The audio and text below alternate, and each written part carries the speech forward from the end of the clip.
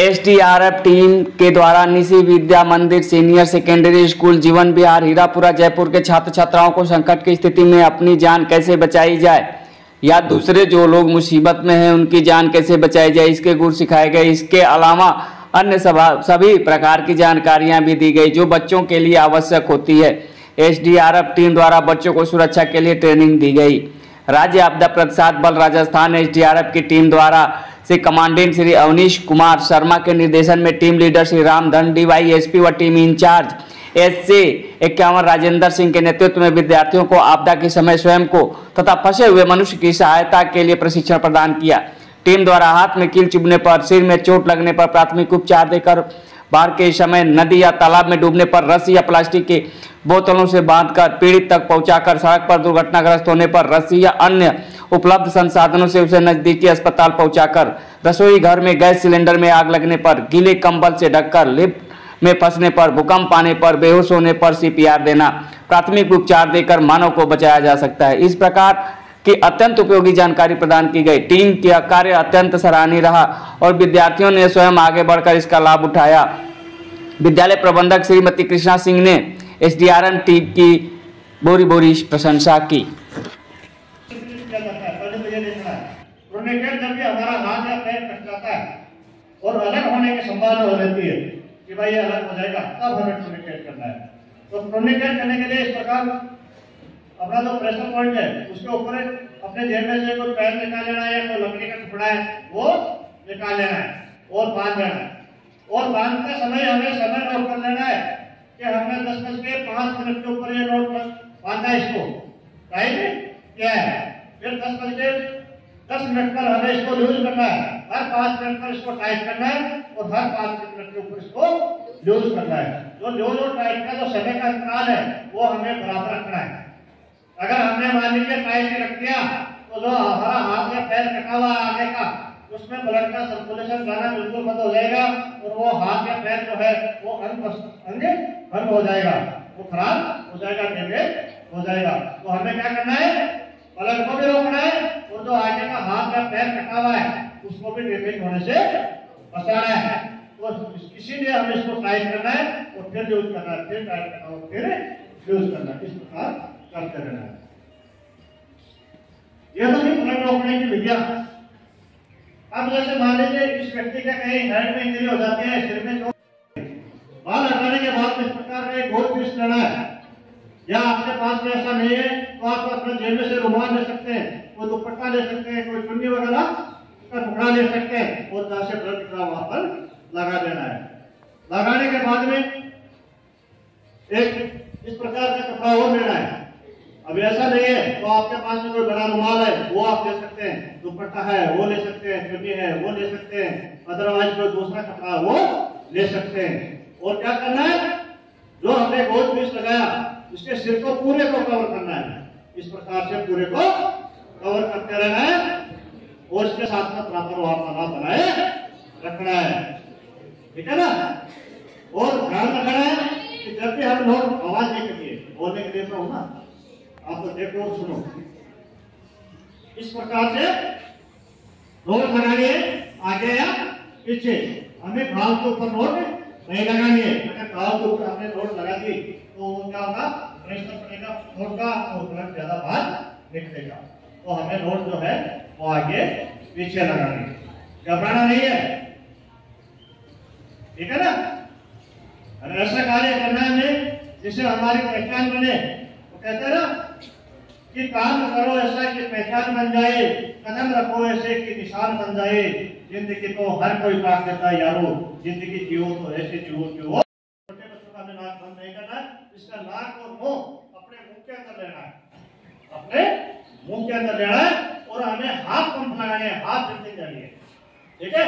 क्योंकि अगर हम खोल देंगे ना तो ये अपनी जो हवा है उसको झेल नहीं पाएंगे और हमें हाथ पंप लगाने हैं 2 बार, ठीक है। लगाने के बाद में हमें अब सीपीआर उसी जगह देना है, अपना जो जायफाइड पकड़ने से उसके 2 अंगुली ऊपर, लेकिन अब इसमें सीपीआर हाथ वाली पोजीशन नहीं बनाएंगे। अगर हाथ वाली पोजीशन में हम सीपीआर दे देंगे तो इनकी पसलियां जो है वो परिपक्व नहीं होती है, वो टूट जाएंगी। तो इसमें सीपीआर देने के लिए हमें थंब का प्रयोग करना है या दोनों अंगुलियों का प्रयोग करना है, ठीक है। दोनों अंगुलियों के माध्यम से सीढ़ियां देना है, उसी जगह रखना है और 30 बार कंप्रेशन देना है। और चेस्ट का दबाव कितना करना है? 1 से 2 सेंटीमीटर का ही देना है, ज्यादा नहीं देना है। अगर ज्यादा दे दिया तो इसकी पसलियों पर जोर पड़ेगा और जोर पड़ने की वजह से पसलियां टूट सकती हैं। तो हमें 30 बार कंप्रेशन देना है। काउंट करना है 1 2 3 4 5 6 से 30 तक। फिर 2 बार हाफ पंप देने, हाफ पंपिंग देनी है। फिर 30 बार कंप्रेशन देना है, काउंट कर लेना है 1 2 3 4 5 6 से 30 तक। इसी प्रकार इसमें भी 1 मिनट के अंदर हमें 5 राउंड पूरे करने हैं, लेकिन करने अंगुलियों के माध्यम से। इस बात का विशेष ध्यान रखना है, ठीक है। और हमें तब तक देते रहना है जब तक इसका हार्ट करना है, ऐसा ऊपर की तरफ करना है, पेट के बल बांध देना है। अगर हमें एक किनारे से दूसरे किनारे जाना है तो हमें क्या करना है? इनको बांध कर स्विमिंग वाली चाल करनी है ऐसे, और धीरे धीरे हम तैरते हुए उस किनारे से उस किनारे पर जा सकते हैं। या कोई डूबता व्यक्ति है उससे हम बांध कर उसको पानी से बाहर ला सकते हैं।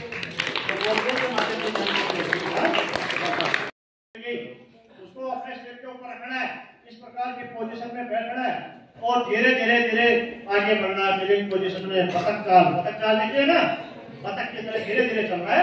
किसी को महसूस नहीं होने देना है कि हम बाहर निकल रहे हैं, और सीढ़ियों की तरफ आगे आ जाना है, सीढ़ियों के माध्यम से नीचे आ जाना है। लाइफ बोर्ड तो क्या बोलते हैं? Life board. ये लाइफ बोर्ड आपने साथ में नहीं रखा तो भी बड़ी गलत बात है। तो आप जब भी वोटिंग करने जाए तो आपको ये 2 या 3 लाइफ बोर्ड आप उसमें वोट के अंदर रख रहे हैं। ये क्या करेंगे? जैसे मान लीजिए आपकी वोट पलट जाती है तो दूसरी वोट पलट जाती है, और वो भी नॉन चेंबर है, आप भी नॉन चेंबर है। अब आपके मन में तो ऐसी इच्छा तो हो रही है यार उनको बचाए, कैसे बचाए? तो आपको क्या करना है? ये लाइफ बॉय उठाना है और उनकी तरफ फेंक देना है, ठीक है। वो क्या करेंगे? इसको पकड़ने का प्रयास करेंगे। ये 5-6 लोगों को एक साथ बचा लाएंगे, 5-6 लोगों को ये धोखे नहीं देंगे, ठीक है। आपने सुना होगा लगभग 1 मंथ पहले गुजरात वडोदरा के जाना है, अपना इसमें हाथ डालना है और हमें थंब का प्रयोग करते हैं, फिंगर का प्रयोग करते हैं,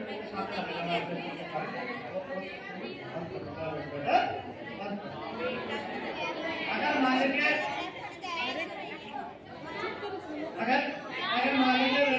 चारों सबसे चल रहा है, चारों सबसे आगे हो कार्य करना है, पड़ोस पड़ोस को इतना नहीं करना है। जैसे मान लीजिए देखना है, अब आपको ये डिस्टेंस दिख रहा है ना, पाइप और आग, उसके बीच में 1 या 2 सेंटीमीटर डिस्टेंस दिख रहा है। क्यों दिख रहा है? इससे आपको ऑक्सीजन 1-2 सेंटीमीटर आगे जाके मिल रही है, और आपको पता है कि जब तक ऑक्सीजन नहीं मिलेगी आपको तब तक वो चलेगी नहीं। तो हमें क्या करना है? पीछे से जाना है, पाइप को गोल मुट्ठी से पकड़ना है और अपने थंब का प्रयोग करके उसको गुजारना है। थंब का क्या करेंगे? पाइप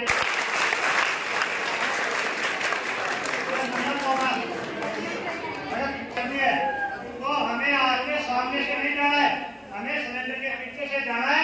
विशेषकर महिलाएं, तो महिलाओं के जो कपड़े होते हैं वो हाथ गड्डी पकड़ने के काम से होते हैं, चुन्नी वगैरह में हाथ पकड़ने हमें पीछे से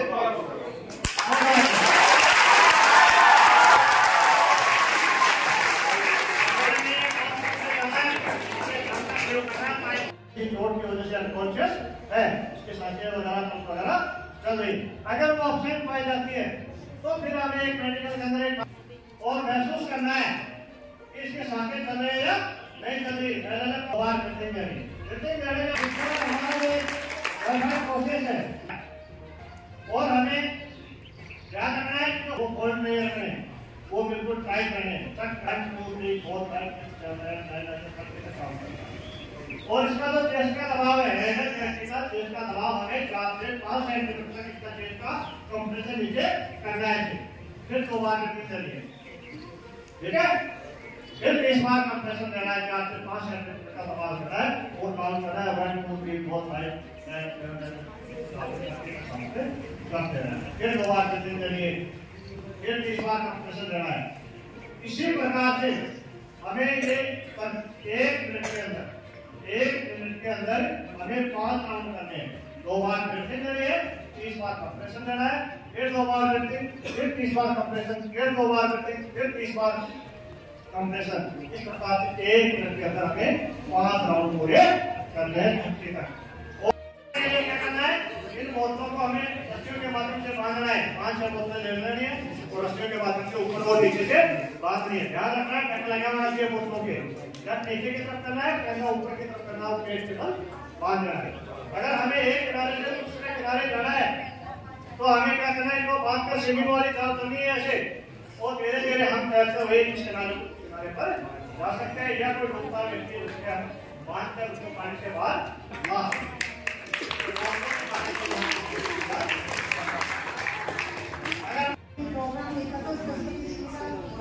काफी प्रभावित हुई इस प्रोग्राम को देखते मैंने चाहिए कि हमारे विद्यालय के बच्चों को भी जानकारी दी जाए कि हमें किस तरह से परेशानी से बचना चाहिए।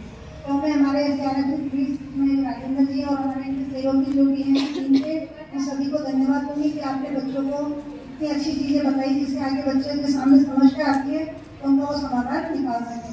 तो आप सभी का मैं धन्यवाद दूंगी। और विद्यार्थी आपने बड़े ध्यान से सुना और इसके आपने ध्यान से सुनकर के चीजों को समझ जाए कि परेशानी आने में कैसे बचाव करना चाहिए।